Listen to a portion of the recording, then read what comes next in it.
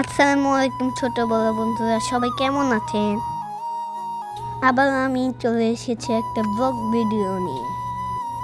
এখন আমি মা বাবার সাথে চলে যাচ্ছি পাশের পার্কে। বাসার পাশে পার্ক হতে আমি হেঁটে হেঁটে যাচ্ছি।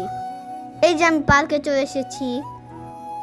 দেখুন পার্কের পাশে ছোট ছোট দোকানে সৌদিয়ানরা এখানে গাড়ি সাজিয়ে রেখেছে সৌদিয়ানরা। এখানে আমরা বাচ্চারা গাড়িতে উঠে চালাই। এখানে ছোট্ট একটা পানি আর খাবারের দোকান।